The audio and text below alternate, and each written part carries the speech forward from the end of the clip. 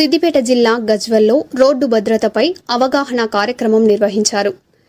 DGP Shivadhar Reddy ముఖ్య అతిథిగా పాల్గొని ట్రాఫిక్ నియమాలు తప్పనిసరిగా పాటించాలని సూచించారు. లెఫ్ట్ నుంచి ఓవర్టేక్ చేయవద్దని హెచ్చరించారు. హెల్మెట్, సీట్ బెల్ట్ వినియోగం తప్పనిసరి అన్నారు. ఈ కార్యక్రమంలో అధికారులు, పోలీస్ సిబ్బంది పాల్గొన్నారు. మరొకసారి గట్టిగా చెప్పలు కొట్టి విధంగా ఆహ్వానం పలకాల్సిందిగా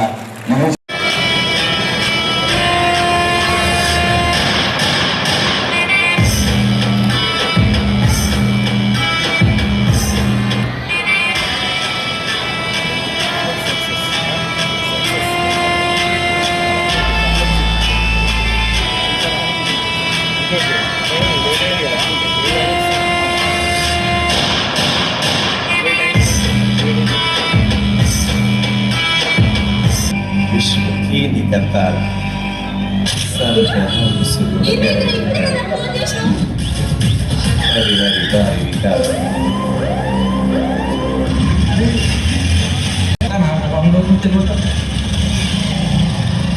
నేను ఇప్పుడే బస్ దీన బెట్టా వచ్చి నన్ను పికప్ చేసుకో.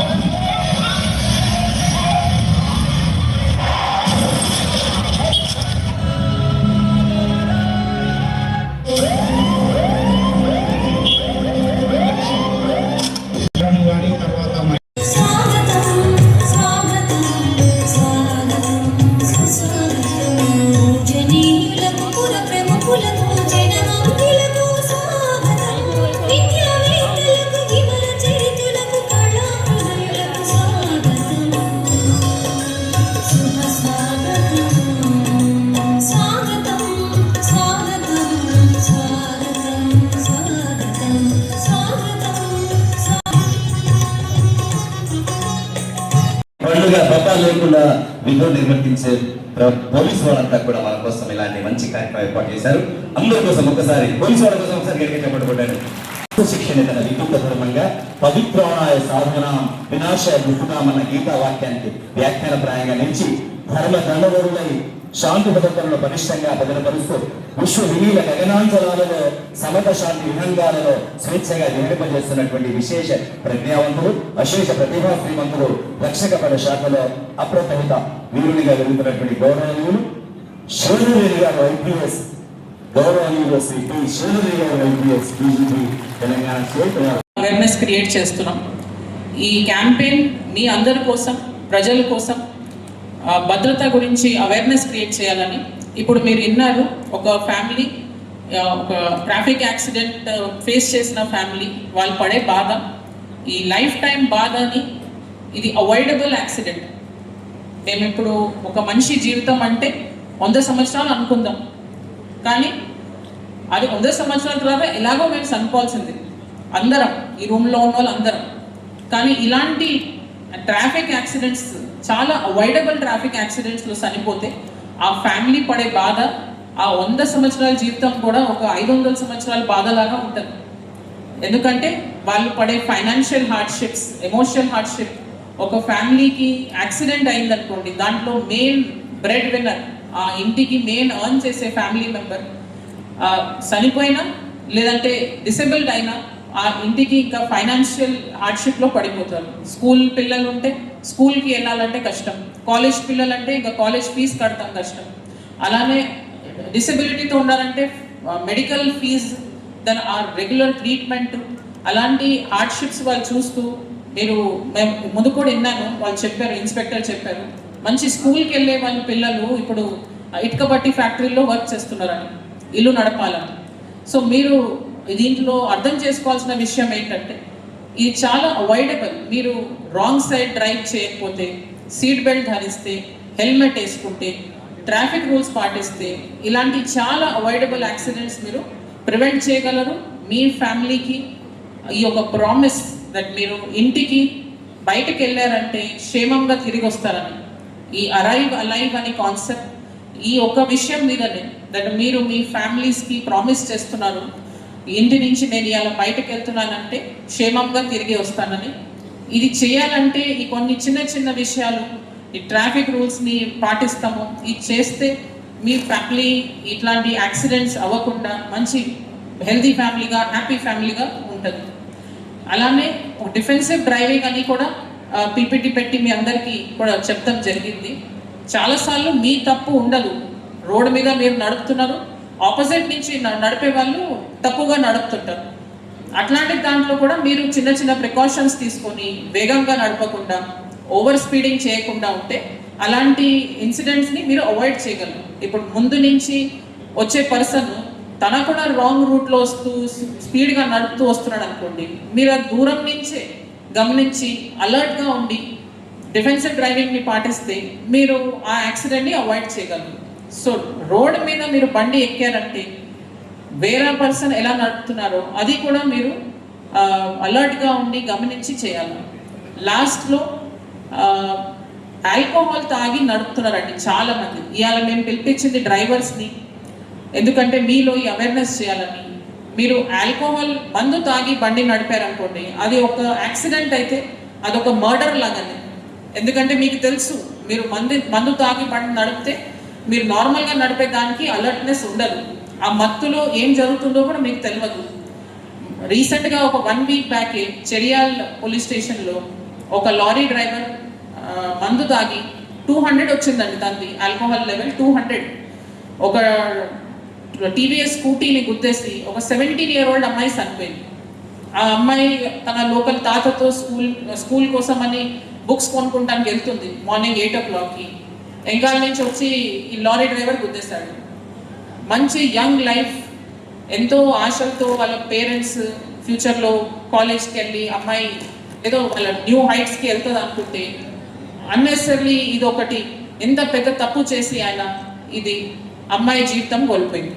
సో ఇలాంటి ఇన్సిడెంట్స్ మేము రోజు రోజు చూస్తుంటాం.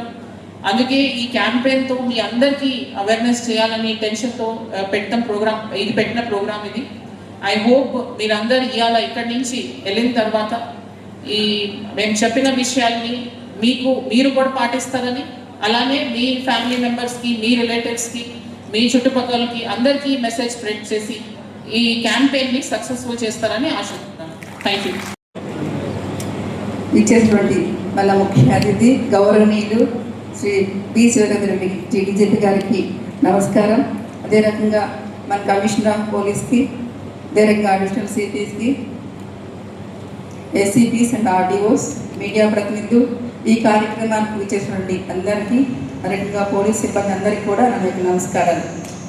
ప్రభుత్వం ప్రతిష్టాత్మకంగా చేపట్టినటువంటి 99 రోజుల కార్యాచరణ ప్రణాళిక, ప్రజాపాలన ప్రగతి ప్రణాళికలో భాగంగా ప్రభుత్వం 10 ప్రత్యేకమైన థీమ్స్ తోటి మనం ఈ కార్యక్రమాలను చేసుకుంటున్నాము. 3వ వారము అరైవ్ ప్రోగ్రాం మనం చేసుకుంటున్నాము. కాబట్టి దీనిలో భాగంగా ప్రతిరోజు ఒక కార్యక్రమాన్ని మనం చేసుకుంటున్నప్పుడు భాగంగా ముఖ్యంగా ఎందుకని ఈ థీమ్ కూడా మనకి దీనిలో ఇంక్లూడ్ చేసింది, ఇప్పటి వరకు ఏదో ఈ ట్రాన్స్పోర్ట్ డిపార్ట్మెంట్ వాళ్ళు, ఇది పోలీస్ డిపార్ట్మెంట్ల సమస్య అని అందరూ పరిగణిస్తున్నారు. కాదండి, ఇది ప్రతి ఒక్కరి సమస్య. ఎందుకంటే మన సిద్దిపేట జిల్లాలో కాదు, రాష్ట్ర వ్యాప్తంగా అనేక మరణాలు రోడ్డు ప్రమాదాలు జరుగుతూ ఉన్నాయి. ఈరోజు మనం డేటాను కనుక పరిశీలిస్తే 2024లో ఫ్యాటల్ యాక్సిడెంట్స్ 297 జరిగితే 314 మంది చనిపోవడం జరిగింది. 339 నాన్ ఫ్యాటల్ యాక్సిడెంట్స్ జరిగితే 600 మంది ఇంజూర్ అయ్యారు. 2025 సంవత్సరంలో చూసుకుంటే డేటా ఫ్యాటల్ యాక్సిడెంట్స్ 269 జరిగినాయి, 285 మంది చనిపోయారు. నాన్ ఫ్యాటల్ యాక్సిడెంట్స్ డేటా మనం చూసుకుంటే 352 జరిగినాయండి, 608 మంది ఇంజూర్ అయ్యారు. అంటే ఏంటి, దాదాపుగా ప్రతిరోజు ఎవరో ఒక యాక్సిడెంట్ జరుగుతూ ఉంది, మరణం కానీ ఇంజూరీ అవ్వడం కానీ జరుగుతూ ఉంది. అంటే దీనిలో ఎక్కడ లోపం ఉంది అంటే ప్రజల్లో అవగాహన లోపం అన్నమాట. అందుకని మీ అందరికీ అవగాహన కల్పించడం కోసం ప్రభుత్వం ముఖ్యంగా మన డీజీపీ గారి చొరవతోటి ఈ 1 వీక్ థీమ్ని ఏర్పాటు చేయడం జరిగింది.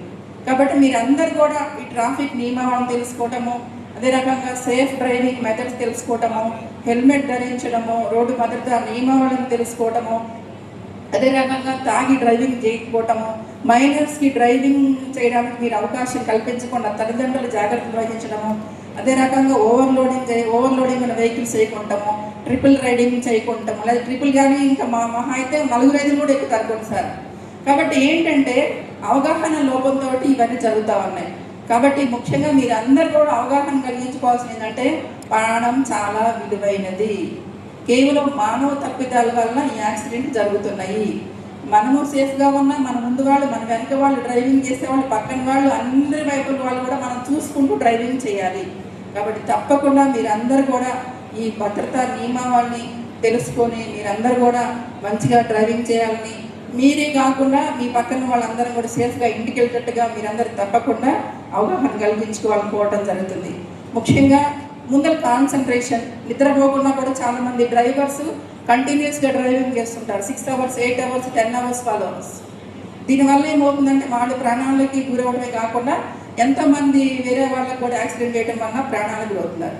ఇంతమంది ప్రాణం పోతే ఎవరికైనా పోతే ఏమవుతుందంటే ఆ ఫ్యామిలీ ఫాదర్ కానీ చిల్డ్రన్ కానీ వాళ్ళని కనుక కోల్పోయినప్పుడు ఆ యొక్క లోపాన్ని ఎవరూ సవరించలేరు.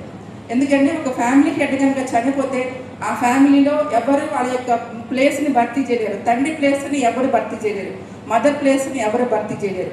చిల్డ్రన్ చనిపోతే కనుక ఆ ఫ్యామిలీ తల్లిదండ్రులు ఎంతో సఫర్ అవుతారు, మళ్ళీ వాళ్ళని తిరిగి ఎవరూ తీసుకురాలేరు. కాబట్టి ప్రాణం విలువైనది. కాబట్టి తప్పకుండా మీరందరూ కూడా రోడ్డు భద్రతా నియమావళిని తప్పకుండా పాటించాలని, దీన్ని ప్రత్యేక శ్రద్ధ తీసుకోవాలని కోరుకుంటున్నాను. Thank you. దానికి చాలా మంచి స్పందన ఉన్నది. నేను ఆదిలాబాద్, నిర్మల్, జూడగాడ్, అట్లా పుట్నూరు లాంటి ఈవెన్ రిమోట్ ఏరియాస్లో కూడా పోయి వచ్చినది లాస్ట్ 3-4 డేస్లో. ఇందులో చాలా మంచి రెస్పాన్స్ ఉన్నది. ఈవెన్ ఎక్కడో మారుమూల ప్రాంతాల్లో ఉండేటువంటి గోండు గుడాల వాళ్ళు కూడా మేము పూర్తి 100% మేము ఇది పాటిస్తామని చెప్పి వాళ్ళు గ్రామ పంచాయతీలు వాళ్ళ రెజల్యూషన్స్ కూడా పాస్ చేసాము. సో మంచి రెస్పాన్స్ ఉన్నది. సో దీన్ని లాస్ట్ 3 months నుంచి చేస్తున్నాము. అందులో 3 months జనవరిలో చేస్తున్నాం, ఇది డిసెంబర్లో చేస్తున్నాం. ఇది జనవరిలో ఆనరబుల్ సీఎం గారు దాన్ని లాంచ్ చేసింది ప్రోగ్రామ్ అరైవల్. ఈ లాంచ్ చేసిన ప్రోగ్రామ్ని గవర్నమెంట్ ప్రోగ్రామ్లో కూడా భాగంగా చేస్తున్నారు. ఇది only police department, transport department చేస్తే సరిపోదు. వాళ్ళ ఇది ఒక హోల్ ఆఫ్ ద గవర్నమెంట్ ఇనిషియేటివ్గా ఉండాలి. అన్ని వింగ్స్ ఆఫ్ ద గవర్నమెంట్, అన్ని ప్రభుత్వంలో ఉండేటువంటి అన్ని శాఖలు కూడా ఇందులో పార్టిసిపేట్ చేయాలి. అట్లనే ఒక ప్రభుత్వ వింగ్స్ ఉన్న వాళ్ళు కాకుండా ఈవెన్ పొలిటికల్ ఎగ్జిక్యూటివ్స్ కూడా, పొలిటికల్ ఫంక్షనరీస్ కూడా రైట్ ఫ్రమ్ విలేజ్లో ఉండేటువంటి గ్రామంలో ఉండేటువంటి వార్డ్ మెంబర్ స్థాయి నుంచి హైస్ లెవెల్లో స్థాయి, సీఎం స్థాయి వరకు అందరూ కూడా ఇందులో ఇన్వాల్వ్ కావాలి. పోలీస్ డిపార్ట్మెంట్, ట్రాన్స్పోర్ట్ డిపార్ట్మెంట్ కాకుండా ఇటు అన్ని శాఖల వాళ్ళు అన్ని పొలిటికల్ ఎగ్జిక్యూటివ్ పార్టిసిపేట్ చేస్తే బాగుంటుంది ఉద్దేశంతో ఈ కార్యక్రమం నడిపిస్తాను. Thank you.